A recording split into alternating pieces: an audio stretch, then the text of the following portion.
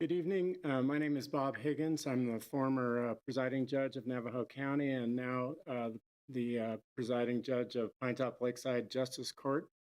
I'll be your moderator tonight. Choosing a judge to rule on cases and issue judgment should be an informed decision for the public.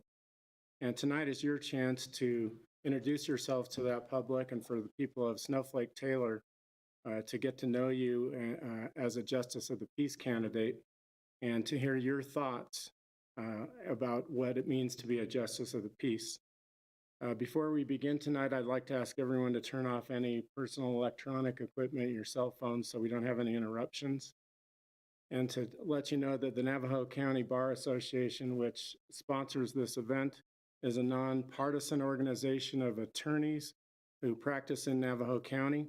And they believe it's important for people to learn about judicial candidates in Navajo County so they can make an informed decision. I realize many people in the audience may be favoring one candidate or the other tonight, so I'd ask you to hold your applause till the end, or boos, or whatever it will be, and just treat everyone with respect. And of course, the candidates, I would expect the same from you, no personal attacks, but just to introduce yourself, chance for people to get to know you.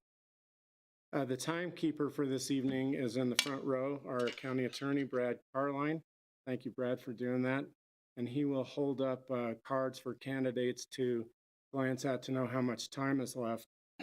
And the format for the evening is that you'll each have 3 minutes to do an opening statement. Then you'll have questions that I'll ask you. You'll have 3 minutes each to answer those questions as well. And then you'll each have a closing statement of 3 minutes. The candidates for Snowflake Justice of the Peace tonight in alphabetical order are Janae Hancock, Hunter Lewis, and David Smith. And so now it's time for our candidates' opening statement of no more than 3 minutes. We drew lots ahead of time to determine their order, and Mr. Smith will go first. Hi, my name is David Smith. I've been a member of the Snowflake Taylor community for the last 50 years. I've served on many committees. I presently serve on the Town of Taylor Council and serving as mayor at this time. I served 10 years as a volunteer fire and ambulance.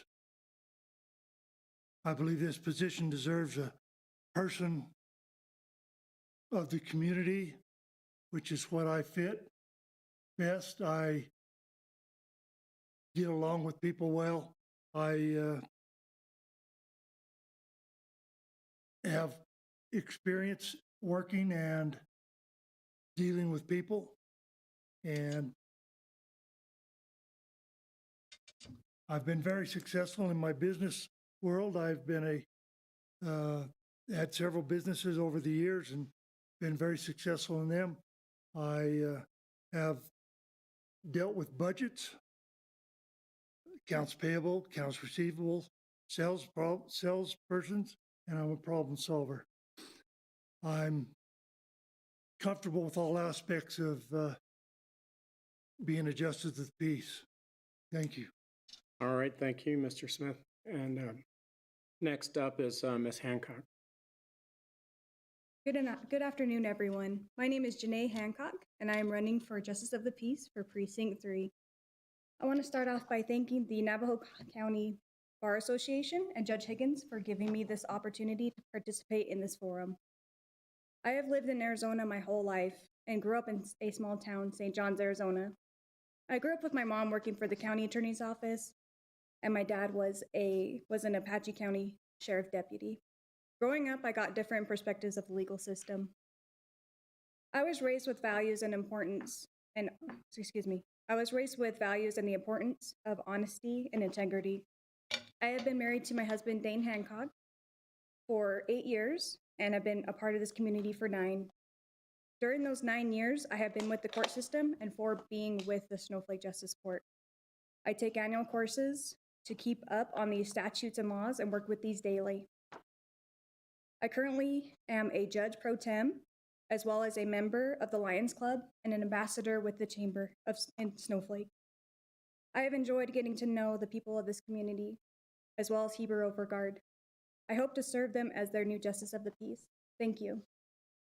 All right, thank you. And Mr. Lewis. Thank you. Thank you, Judge Higgins. I really enjoy this opportunity to come this evening and speak to you about the justice of the peace and its importance in the community. My name's Hunter Lewis. I'm born and raised in Snowflake. I'm a proud graduate of Snowflake High School, and I've pretty much lived here my entire life. I love my community. I love Navajo County. I love this area very, very deeply. I am married. I have 4 children, from a sophomore all the way down to a first grader. They're not here this evening because they're busy. My son's at football practice, and my kids earned a movie theater trip, and so they're at a movie right now. But they'd probably be loud anyways. So I have been an attorney for nearly 10 years. I spent nearly 5 years in the county attorney's office prosecuting various different types of crimes, all the way from justice court to serious felonies. During the last 5 or so years, I have been in private practice. I've practiced criminal defense. I've done evictions. I've done orders of protection. I have done civil cases where there's like a breach of contract, which is also heard in the justice level. And with this experience, tonight I'm here to convey my experience and why I'm the most qualified candidate here tonight. I look forward to being your Justice of the Peace and serving the communities of Heber and Overguard, as well as Snowflake and Taylor, which makes up Precinct 3. Thank you. Thanks, Mr. Lewis. We'll go back to Mr. Smith. We'll start off with an easy one. What is your general judicial philosophy? Well, the Justice of the Peace is a people person. I think that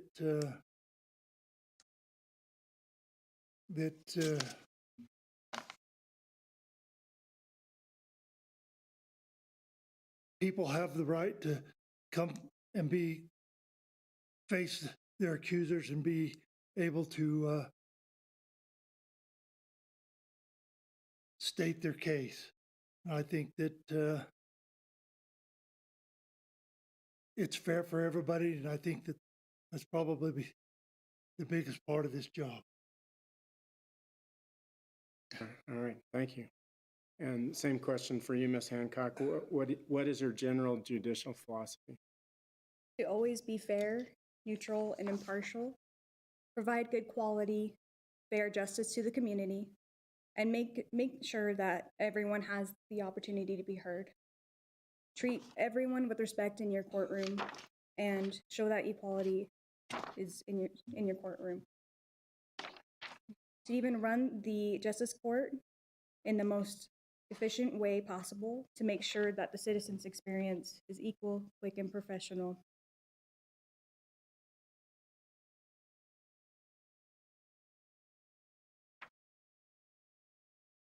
And thank you. All right, thank you. And Mr. Lewis, your general judicial philosophy? The Justice of the Peace level hears over 90% of all cases in the judicial system in Arizona.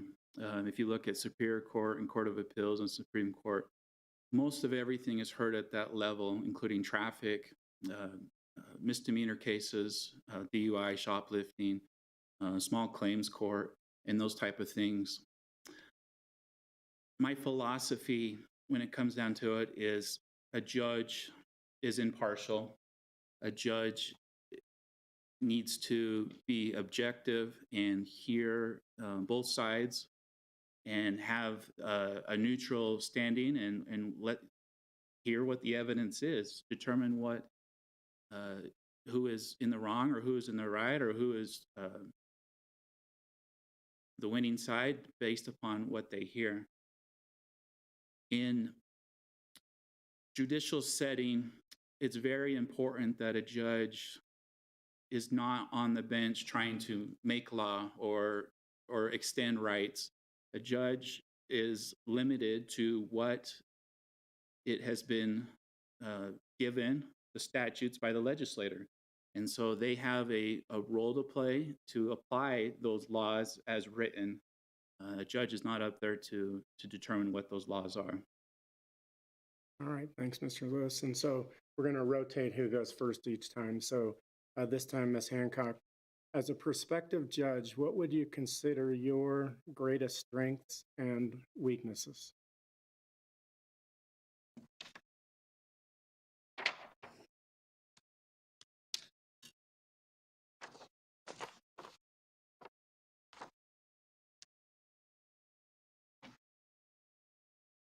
So being with the Snowflake Justice Court, I feel as being a clerk and a pro tem judge that I get to see from both sides. So, you know, I am the only candidate with judicial experience. And I am cross-trained and I know all the positions in that court.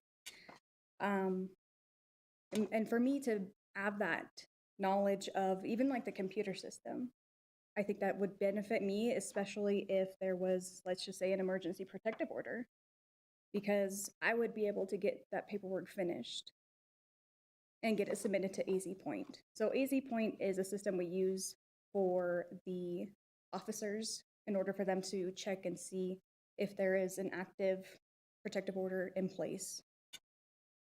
And I have, in my weakness, I think I would play on the, you know, I'd be nice. I'd be real, you know, of course I'm gonna be nice to people, but again, you always have to have them held accountable for their actions. Thank you. Thank you. And Mr. Lewis, what do you consider your greatest strengths and weaknesses as a prospective judge? I think the greatest strength is my experience on both sides of the aisle when it comes to criminal cases. I've been a prosecutor. I've prosecuted several or thousands of misdemeanor level cases, which are at the Justice Court. I've handled shopliftings. I've handled domestic violence. I've handled or I've prosecuted underage consumption. I've prosecuted DUIs. On the opposite of that, I have defended all of those as well. And I am very knowledgeable of the law. And if I don't know it, I'm willing and ready to go find out what the law is so that I apply it appropriately. But my overall experience of having that balance is a strength, in addition to my time as I've filed civil lawsuits that deal with orders of protection or evictions. And I've also filed lawsuits of breach of contract where someone owes another person money. And to know what that law is and how to apply it is very important. And I've done that. And I can see both sides and I can apply it as written. I have quasi-judicial experience. I've mediated several cases. I've handled dealing with two sides of cases. And so I've been able to apply the law as written and have had parties respect my decisions. And so I have that experience as a judicial officer. I look forward to applying that and being fair to each person that comes in. A weakness is it's limited. Don't have a lot of judicial experience. I do have some, but I know the law and I know how to apply it. Great, thanks, Mr. Lewis. And Mr. Smith, as a prospective judge, what do you consider your greatest strengths and weaknesses? Some of my greatest strengths are I'm approachable. I can be accessed most any time. I'm willing to talk and try to understand the situation. Another benefit is I'm a little older than these two, and I have many more experiences in life that I can pull from to benefit my situation in court. And of course, my biggest drawback is lack of experience. Great, thanks so much. Maybe to just follow up on on what Mr. Smith was just saying about being approachable. You know, as a judge, we have a standard of ethics where we have to avoid even the appearance of impropriety. And living in a small town, as we all have for many years, how would you handle a situation? We'll start with Mr. Lewis, where people come up to you in Walmart and want to talk about a case or Safeway or wherever, Walgreens, and knowing that that's the standard and they may want to ask you questions. How would you handle that? Because that will happen, I can tell you from experience.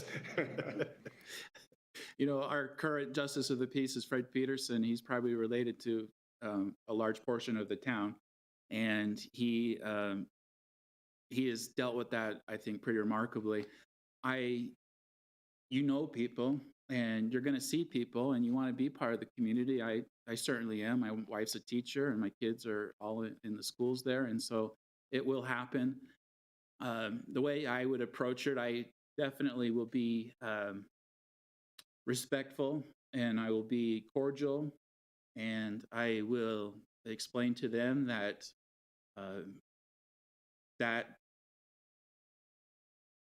I don't know, like all the various situations, but most likely it's probably inappropriate.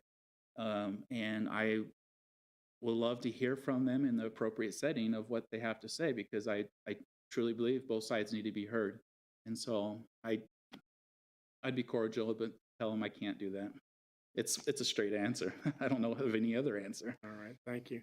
And Mr. Smith, same question. I agree with Hunter on that. It's going to be tough in the situation that we all live in. And I've already had to be in the mayor and some of the things that we've discussed that were confidential and having to explain people that this isn't the time or the place to discuss these things, and try to convey to them that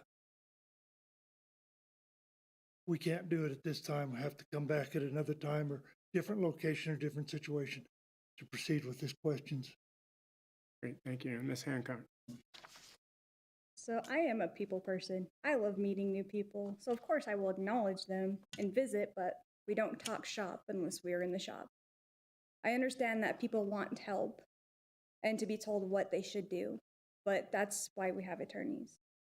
As a judge, you must know the difference between giving legal advice and helping them with their options. And as a clerk, I have to I have to do that every single day, because people want that. They just want to be, oh, well, which way should I go? What should I do? And it's like, well, I can give you options. There are your options. And I want to educate people that, you have your options, and I'm willing to help them understand them. Great, thank you. All right, another practical question. Mr. Smith, I'll go to you this time. How would you handle, again, this happens every day, how would you handle difficult people in court? That might be pro se litigants or lawyers or just anyone that you're going to deal with in court itself. Well, I imagine you have to handle it the way the situation dictates. Every situation is different. I feel pretty comfortable being able to talk anybody out of a hostile situation, if that's what the case may be, and explain to them the rules of the setting. In other words, this is not the situation to act that way. There's times and places for the way you're acting or the way you're trying to discuss or not discuss what's going on. And I think that just talking to him and trying to bring him down and explaining to him that there are the times and places to discuss these things. All right, thank you. And Ms. Hancock. So I would handle them the same. You have to treat everyone in your courtroom with respect. I deal with difficult people and attorneys on a regular basis, whether it's on the phone, in person, or in custody. By being stern, calm, and willing to listen, you can accomplish a lot. As long as the litigant and the attorney are not being disrespectful, rude, or straying from the case, I will hear them out. I always have a plan in place, and I know how to de-escalate situations. Just by simply saying, I respect what you are saying, can get you a lot further than frustration. Thank you. All right, thank you. And Mr. Lewis? I think the biggest component is listening to someone. You've got to hear what they're saying. They're frustrated for a reason. They want to be heard. And I pride myself on having people or trying to understand what people are saying and trying to make sure that their voice is being heard. And I deal with that constantly with various clients and with other people that I come in contact with in the judicial system. And so as long as someone knows that they have been heard and their point is been given, at that point you can usually talk to someone. And from my experience, that works great. It just comes down to listening to the person. All right, great, thank you. So we'll go to Ms. Hancock first this time. So Ms. Hancock, what qualities do you think would make a good judge?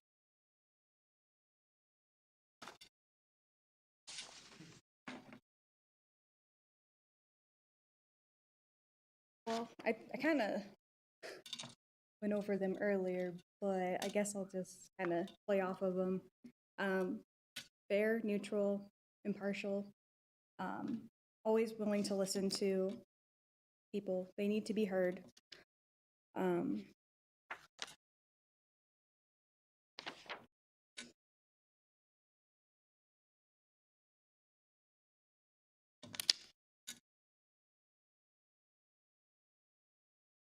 And I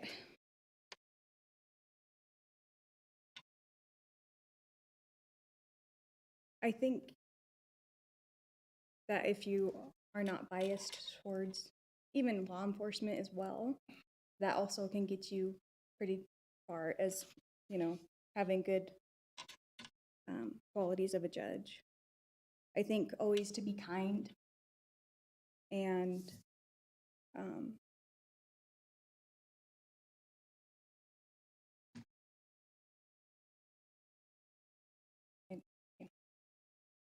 All right, thank you. All right, Mr. Lewis, what qualities do you think would make a good judge? As I stated before, listening to people is a very important quality. Another important quality is to be able to know the law and to apply that law as it's written. Another good quality for a judge is to acknowledge your shortcomings and know how to look for help. I certainly am not knowledgeable entirely of the law, but I recognize that, and if I don't know it, I think it's appropriate that it's research and you figure out what it is so that justice prevails. I think the biggest strength of a judge, or most important quality that a judge should have, is it reminds me of that statute of usually in court settings, it's a lady who's blindfolded with a scale. A judge should be blindfolded and not have any biases going in, but rule fairly as based upon what the evidence is, one way or the other. All right, great, thank you. And Mr. Smith? Well, I think being fair and impartial and letting them speak and listening to what they say and maybe discussing any real issues that they have. I think the most important thing is listening to them. That's all I have. All right, great, thank you. All right, so we'll go to Mr. Lewis with this question. If you had, kind of to follow up on Ms. Hancock's answer, if you had a police officer, say it's a traffic speeding ticket, and this happened, so it's real. You had a police officer who testifies, and then the person who was pulled over testifying, and they're saying the opposite, and you don't have much else to go on. How do you make a judgment in a case like that? What would you look to make a judgment in those kind of cases? I think when it's a his word versus her word kind of situation. It's very important to look at the details. It's very important to look at any sort of inconsistencies that may be said by one side or the other, and to have follow-up questions to those parties in regards to that. I think we as human beings, I think we can discern. And I think if you hear those and if you look for those type of signs, I think it's possible to be able to find out what the truth is. I think we're in a society where law enforcement is believed all the time, and I'm very grateful for what they do and the jobs they do, because I can't imagine going through some of the things that they go through. However, at the same time, it's important to hear the other person's side and to give it the rightful consideration. All right, thank you. I agree with Hunter on a lot of that. I agree that both sides need to be heard, but I also need to understand that the law officer has been trained in this situation. And maybe not always, but I tend to lean to the direction of the officer, because of that right there is because he's been trained. Now, that doesn't mean that they don't make mistakes. And I think that listening and being able to pick apart either side in order to make your judgment would play an important part. All right, thank you. And Ms. Hancock. So I actually went to a civil traffic hearing. I'm also a civil traffic hearing officer. So I got to actually do like hearings and things in that order.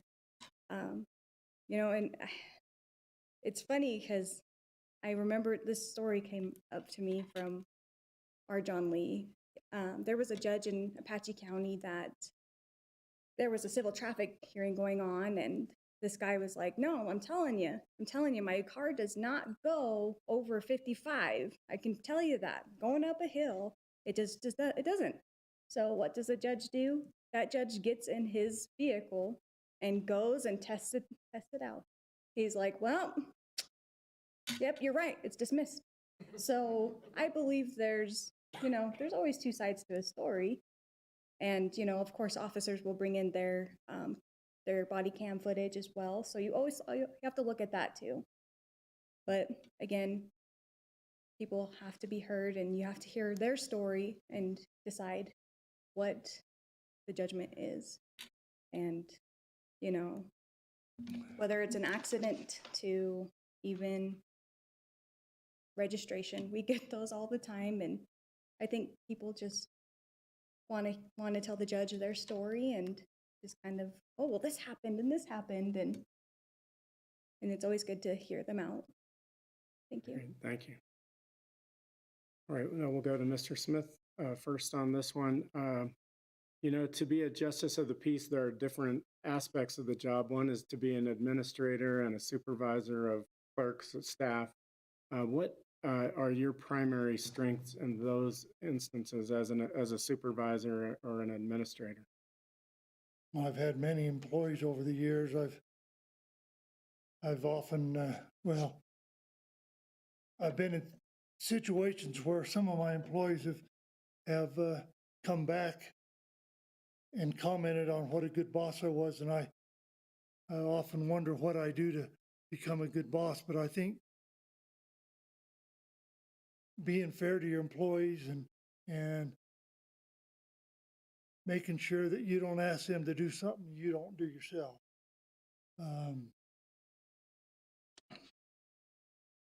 Most of all, just being honest and straight with them. Great, thank you. Ms. Hancock. So as being a clerk, you always kind of lean on judge, and you hope that, judge kind of leans on you because, he may not know, everything as far as MBD codes, and because you have to know the disposition codes, because if, for say, judge accidentally does an 11, which is a guilty plea on an insurance, that person will be suspended with MBD as well as have an SR-22 held against them. So it's good to have a good relationship with your clerks because they are trying their best. They are definitely trying their best. And, you know, there's so much that goes on in the courtroom or in the courthouse. And, you know, by being the leader and a judge, I think you can do both. I do have the support of my coworkers, and I believe that this, I think, would be perfect for, it'd be an easy transition. And, you know, just, I don't want them to feel like they can't ever come to me for anything because I want to be involved with them and help them as much as I can. Thank you. Thank you. Mr. Lewis? During the many years that I've been in the Snowflake Justice Court and have practiced there, I have made it a point to have good rapport with the clerks. And I think if you look at any of the courts that I've served in, I know the clerks and I've gotten to know them and I'm personal with them. And I think it's important because it shows the judge is no better than them. They have a very important job. They have a busy job. They have a huge caseload. Like I said earlier, over 90% of all cases go through the justice court level than all the other levels. And I will rely heavily on my clerks. They play a very valid and important role. I get along with them. I've known Yvonne for many years. I've known Miss Hancock for many years. I've known Miss Belk for many years. I've known them all, and I appreciate the work they do. All right, thank you. And then to Ms. Hancock, I think you're the first up this time. You'll have to sentence people as a judge, and what do you feel should be a goal in sentencing people? So not only should they be held accountable if found guilty beyond a reasonable doubt, but as a justice of the peace, we are bound by law, statutes in the IRS. We also want to make the victims whole. The main goal is that justice is served. They take this as a learning experience and for them to not reach the superior court level. So I think, I also don't want people to feel like, oh my gosh, you know, I got a DUI, you know, my life is over. I don't know what to do. I don't want people to feel that way. We're human. We make mistakes. And as long as you take this as a learning experience and do better and take, you know, your alcohol, drugs, and drug screening and treatment, I definitely want to help them. And so they don't inquire felonies. Thank you. Thank you. Mr. Lewis? A justice of the peace can put someone in jail for 6 months. That's a grave responsibility, and it shouldn't be treated lightly, and it shouldn't be treated by someone who maybe made a mistake of the law. People's civil rights are at issue, and I believe that those civil rights need to be protected and they need to be observed. But at the same time, if they violate the law, they need to be held accountable. They need to face the consequence of their actions. So I don't take it lightly, but at the same time, I think it's important that there is justice. At the same time, I do appreciate and I recognize that a lot of times there's other options to resolve cases. And for example, the county attorney's office, the prosecutor may offer a diversion where they have an opportunity to maybe avoid the conviction and have a different outcome, and at the same time be able to pay restitution if there's anything, or at the same time to be held accountable and have a learning experience. And I welcome those and I appreciate those, and because I think I think it's important that people look at the judicial system more of a rehabilitation, trying to help people be better rather than just looking to punish them. And I look forward to those type of opportunities when they're presented to me by the appropriate parties. Great, thanks, Mr. Lewis. Mr. Smith? I spent some time watching Judge Peterson work.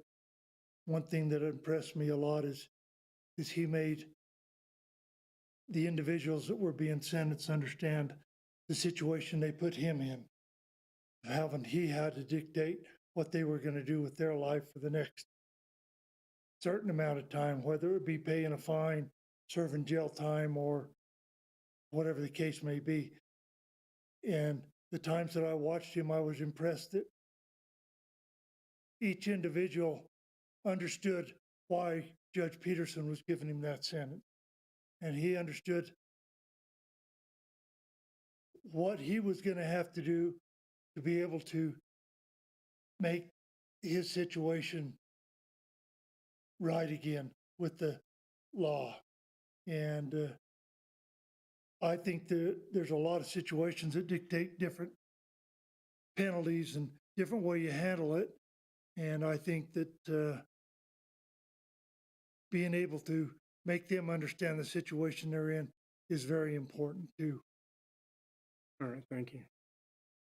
So to Mr. Lewis, to follow up a little bit, Judge Peterson's been there a long time in Snowflake Taylor. How would you ensure a smooth transition as a judge in a court that's had the same judge for over 20 years?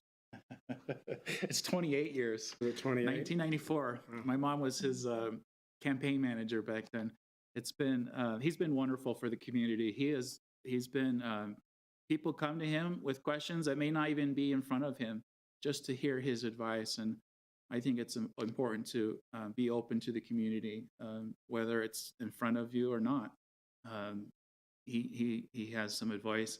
To transition over, I have gone several times over the last few years to talk to Judge Peterson. About 5 years ago, when I left the county attorney's office, I went to him and I said, I'm looking at, where am I going to go from here? And one of my options is to be in your position.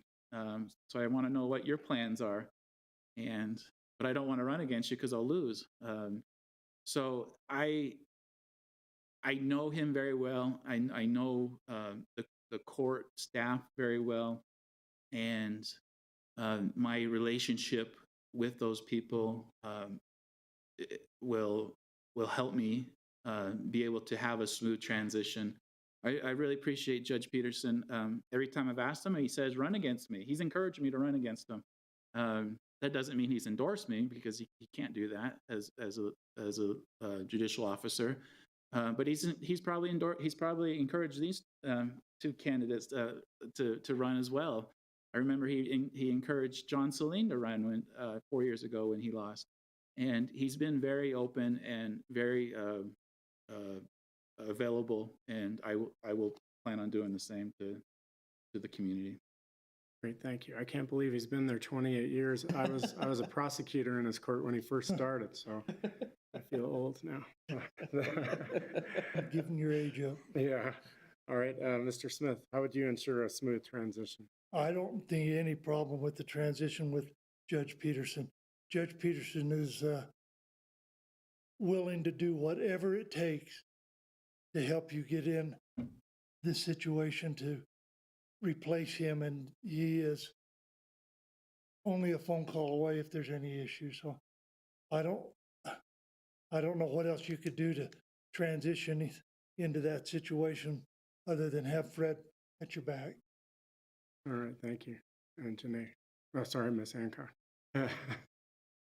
It's funny because I found out, it was, I want to say the last week in March, that judge wasn't going to run. So I immediately went up to him and I was like, hey, Judge, so this is my plan and this is what I want to do. And I hope, you're okay with it. And he's like, oh, right on. And he gave me a high five. And so, yeah, I've enjoyed working with Judge Peterson these past 4 years. He definitely has been a great mentor to me, as well as, especially with my initial appearances. He's taught me so much. He even says,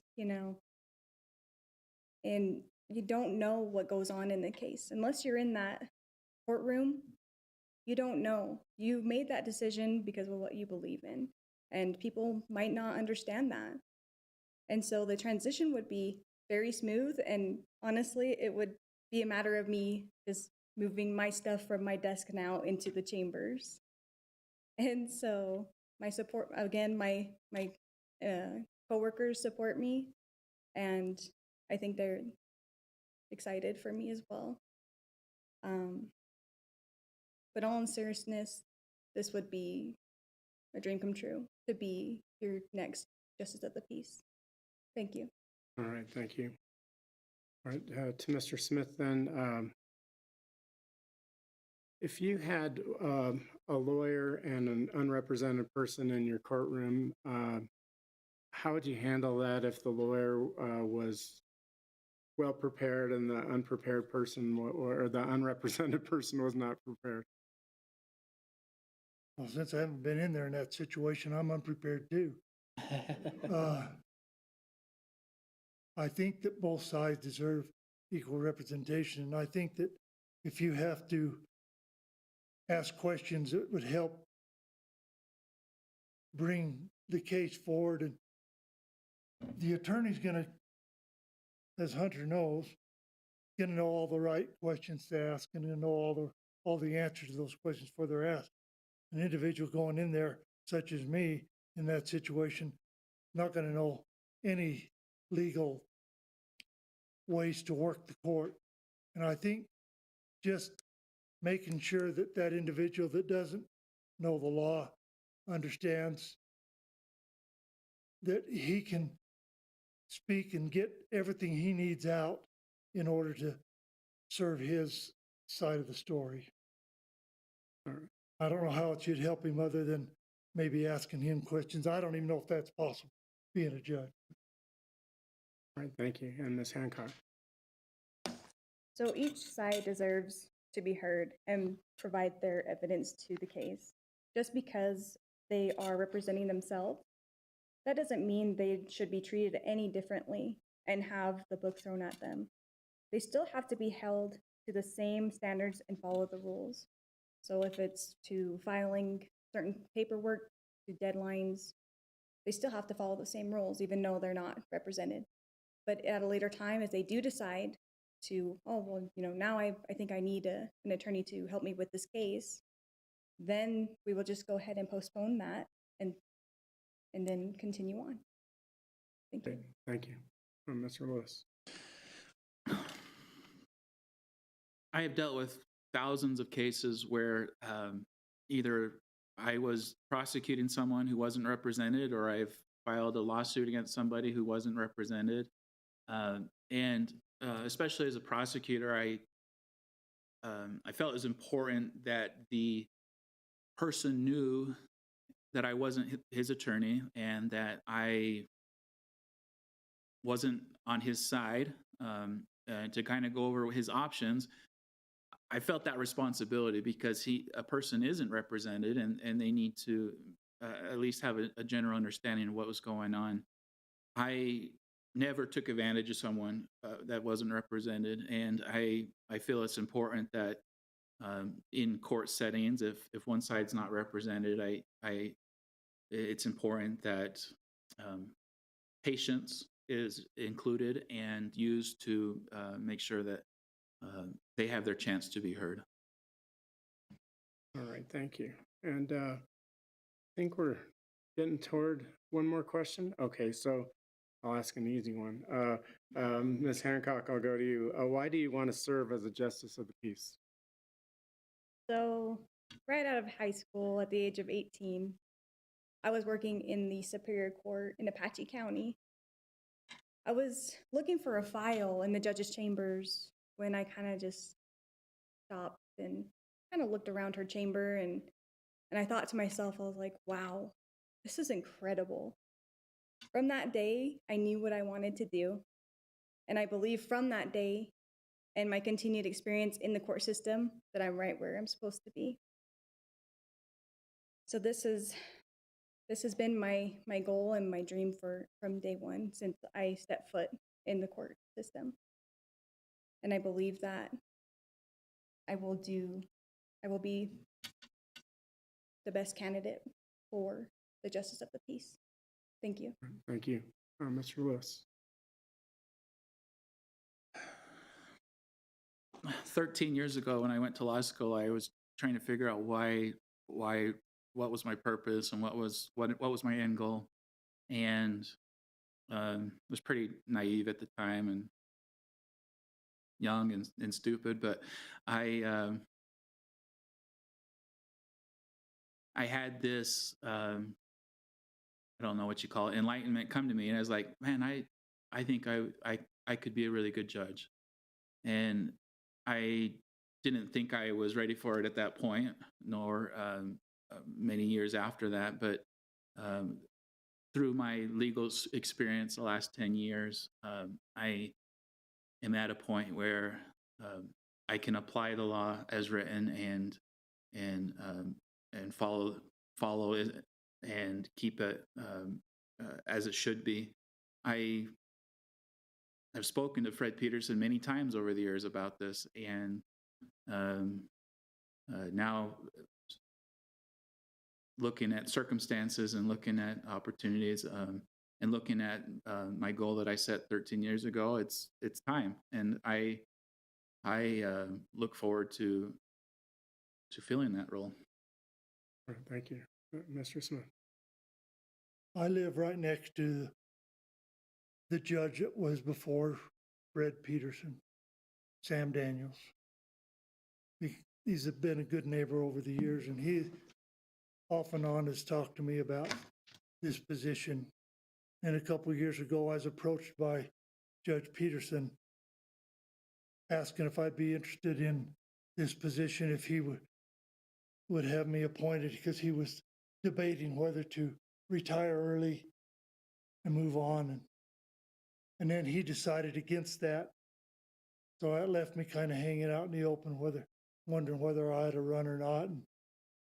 And talking to other people, I kind of got pushed into my decision by other comments and other people, and by Fred himself and even Judge Sam Daniels. And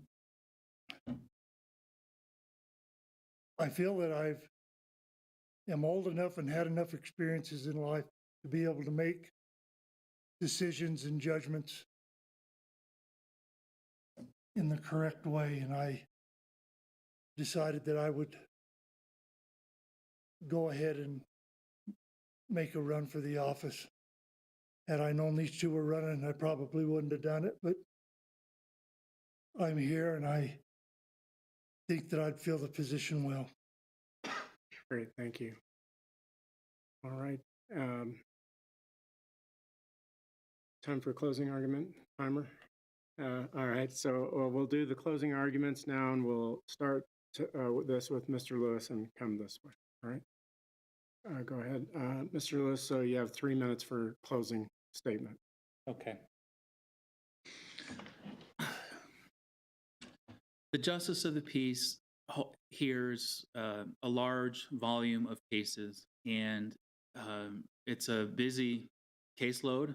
It's tolling, and with my experience and my connection to the community where I live and where I've raised my children, I am the most qualified candidate, and I'm the most relatable candidate to the community, and I look forward to serving Heber and Overguard, Snowflake and Taylor. Over the weekend, I was in Overguard and met several really good people, and at a car show there in the park. And our communities are full of good people. They're full of people who are willing to serve, as evidenced by me and my opponents. During my time in the community, I've been a member of the Snowflake Town Council. I was there for several years. Also, I have been a board member of the Chamber of Commerce, and that is a very hard job. It's a lot of work, and I've appreciated the time that I served there as a board member for the Chamber of Commerce. They do so many great things and hold so many great events in our community. I've volunteered on various different committees, including the Academy Foundation, trying to restore the old high school. I love my community. I wanted to see it prosper. And a very integral part of that is to have a judge who is of the people and who can relate to the people and who can help people understand the law and to apply it as it is written. I look forward to continuing my service in the community by being the next Justice of the Peace. Thank you. All right, thank you. And Ms. Hancock. Thank you. Experience in real life situations will teach you so much. You don't have to be an attorney to be a justice of the peace. You are a judge of the people, and that's what I am and will be. Remember that a lazy judge is a poor judge. The road to success on the bench is the same as in any other field of human endeavor. It must be characterized by hard work. Some people and many lawyers think that this, a judgeship is a sinecure, a form of retirement for the hardworking practitioner. That, of course, is not the case. The truth is that you must learn to be a judge. It takes study and time. Things are completely different from the other side of the bench. With my experience and knowledge, I believe I can be the change this community needs. And, because I am not born and raised in Snowflake, I would not have any sort of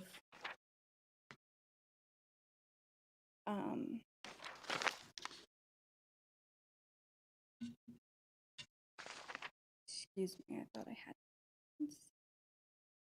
I would not have any preconceived notions of any defendant or prosecutor.